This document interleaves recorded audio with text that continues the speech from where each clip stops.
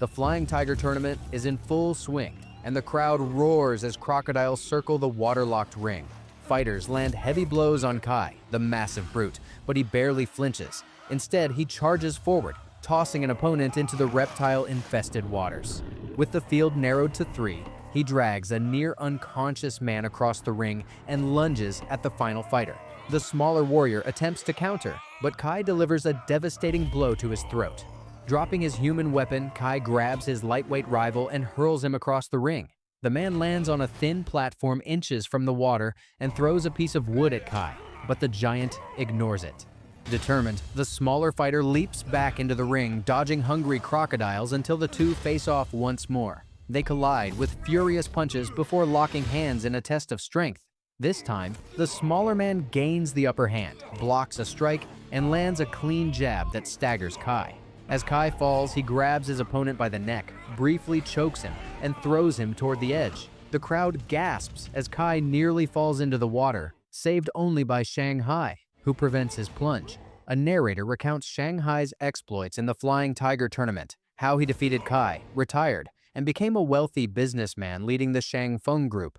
However, rumors circulate that someone resembling him, Mai Wen, has entered the ring. One day, as a boy plays soccer in an alley, Bao speeds by in her car. The ball rolls into the road, and before disaster strikes, Mai appears, catches the ball, returns it to the child, and hurdles the car in one fluid motion. For a brief moment, Bao and Mai lock eyes. Her escorts quickly intervene, reminding her that her brother would be furious if she were hurt, and whisk her away. At the next tournament, Bao cheers for her favorite fighter, telling her guard she usually bets on him, but the guard shakes his head, claiming her choice is no match for his master. In the ring, Mai proves her right. Securing her 10th consecutive victory, she flashes a smile at Bao, earning the instant hostility of Bao's guard. Leaving the ring, she ignores an altercation with lanky wannabes, who are easily handled by Kun's men. Later, while showering, Mai is startled when a man disguised as a woman enters and hands him a towel. Tired, Mai expresses his desire to retire, reminding the visitor that he is an undercover cop, not a professional fighter. The stranger takes him down memory lane. In a jail cell, the man once offered him freedom from embezzlement charges in exchange for working undercover. Mai insisted he was innocent but was pressured into the deal anyway. Visiting the boss and his partner Jessica, Mai is offered a new incentive, a 30% cut of the purse if he defeats Wei, plus more perks down the line. He reviews the contract, thanks them, and leaves. At the club that night, Bao sees him and tries to slip away, but she bumps into a waiter and falls directly into Mai's arms. They talk, and he admits he has always noticed her, and her habit of being the last to leave after every fight. As they drink, she reminds him that Wei is her brother's best friend, leaving her torn over whom to support. She fears the fight will end tragically for him, but all he hears is that she cares. When she stands to leave, he asks for her number. She laughs and walks away. But moments later, a waiter hands him a wine glass with her digits etched into it. The Flying Tiger final tournament is around the corner, and fans gather outside the hall betting on their favorites. A doctor, a massive fan of the match, places his own bet despite Ya's attempts to dissuade him. While they wait, a monster truck rumbles past. She is awestruck, but her father recognizes the driver and wonders why the former fighter has decided to show up. Mai arrives at the training camp to find the undercover officer already dressed, scolding him for being late. They enter the ring, and while sparring, the officer mentions the revised mission: get close to Jessica and gather intel on her brother. Mai doesn't believe he has earned her trust yet, though he agrees to try. During training, he easily exploits the man's lack of boxing skill, landing playful hits until the officer's nose bleeds. Mai runs out of the ring laughing as the man shouts threats of holding a grudge. Meanwhile, Toya is pedaling her bicycle when Kun pulls up in his car to stop her. He politely demands to know why she has refused his calls, but she ignores him, forcing him and his escorts to drive alongside her. Frustrated, he mutters promises that Shanghai will be taken care of, as he is the one she truly desires. Shanghai later exits a building, immediately surrounded by men armed with clubs. Undeterred, he pulls one from his truck and strikes the first attacker.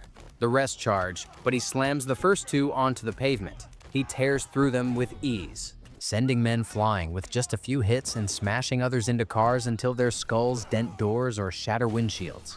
One by one they collapse, and without breaking a sweat, he ends the fight with a devastating flying punch to an attacker's stomach. Toya, who had just been speaking with Bao about her strong brother, witnesses the scene. Her attempt to approach almost puts her in danger, but Shanghai redirects his movement, using her limbs to finish off the last assailant. At the club, Jessica meets privately with the boss to close a deal on the final tournament, whispering details in his ear. Mai, meanwhile, is determined to win over Bao. He calls her and asks her out, but she agrees only if he can guess her current location. He appears as expected, and it's clear how much they adore each other. Finally, tournament night arrives. The hall is packed as the crowd roars. Mai and Wei enter the ring. Their introductions are brief. Instead of touching gloves, Wei immediately launches an attack. Mai blocks the first charge and retreats to regroup, but the 10-time champion is relentless.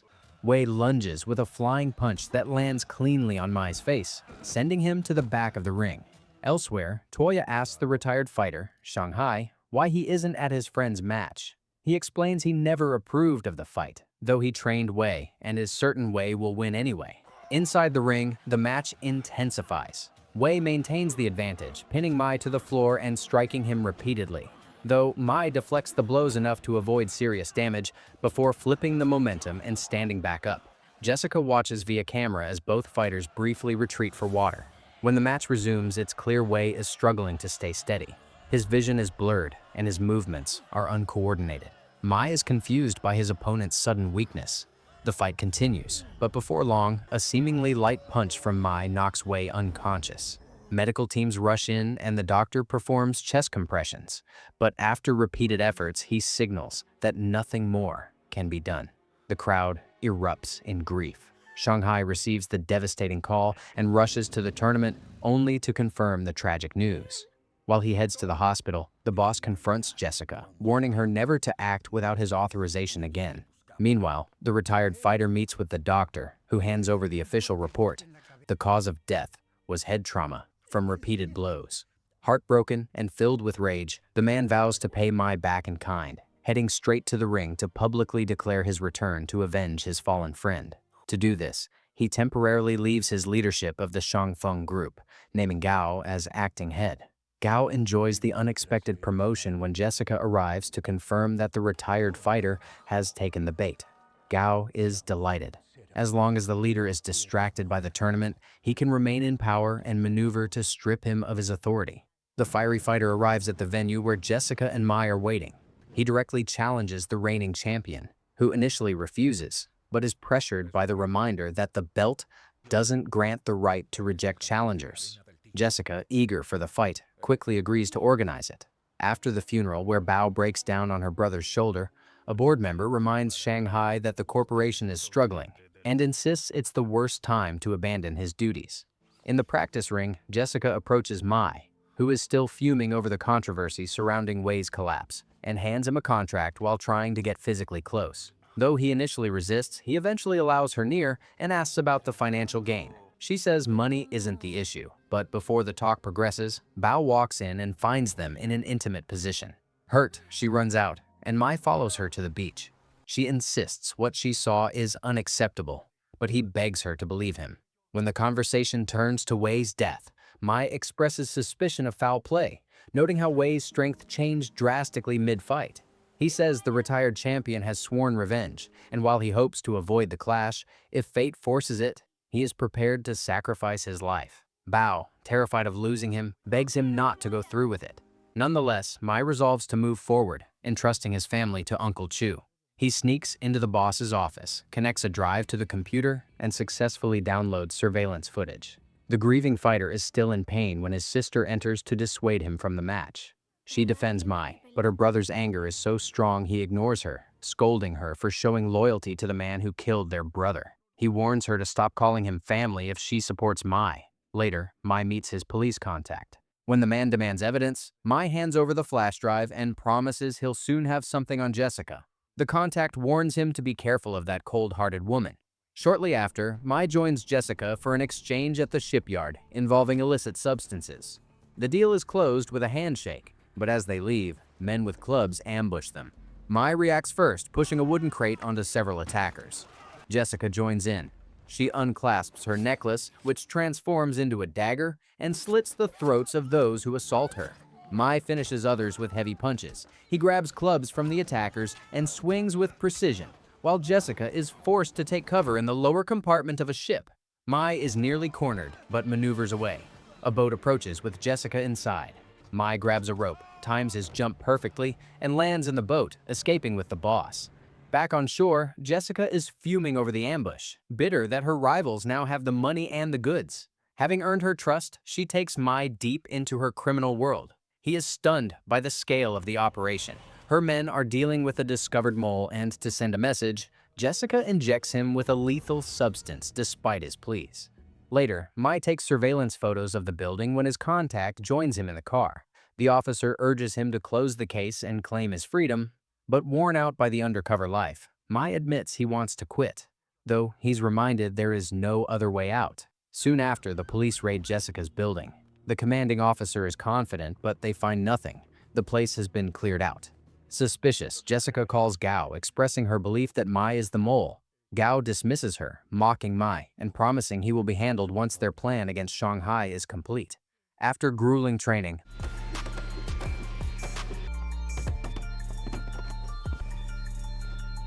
the fighters finally enter the ring for their long-awaited match. Adrenaline is high, but the event is interrupted when police burst in with an arrest warrant for the business tycoon, Shanghai. He's accused of trafficking and led away in handcuffs, casting a cold, long look at Mai. Later, Mai meets his contact to discuss the arrest, which he knows is a frame-up.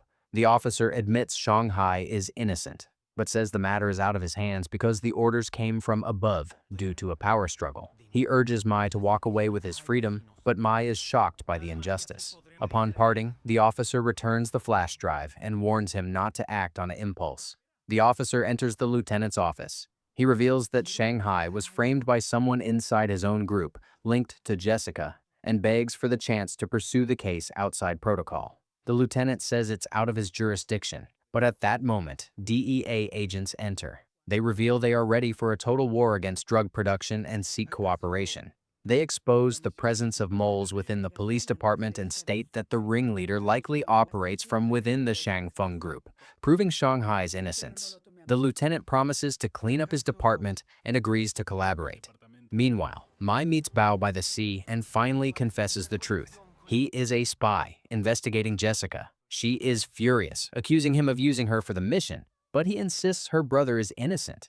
She wants to rescue Shanghai immediately, but he explains he doesn't have solid proof against the real culprits yet. Elsewhere, Toya, who had given a large sum to help Shanghai's case, joins Gao at the club. He orders her to perform if she wants to save Shanghai. On stage, she begins to dance, her movements interrupted by tears. She stops, infuriating Gao.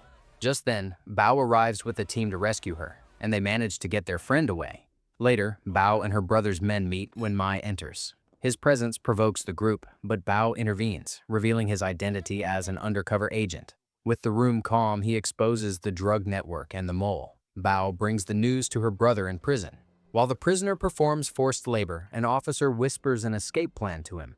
To maintain appearances, the officer strikes him with a baton. In his cell, another officer brings a cart with someone hidden inside. They swap places, allowing Shanghai to slip out. He is taken to a safe house where he meets Mai's contact, who reveals the truth about the setup, Wei's death, and Jessica's role aided by an insider. The officer promises to clear his name if he cooperates, and he agrees. Jessica reports the prison escape to her superior, who orders her to erase any trace linking them. One of the tournament workers is captured by men demanding to know what happened to Wei. Through tears, he confesses that Jessica pressured him to adulterate Wei's water, though he never thought it would be fatal. He directs them to the doctor who performed the autopsy. Mai heads to the doctor's house but arrives just as Jessica's men kidnap him.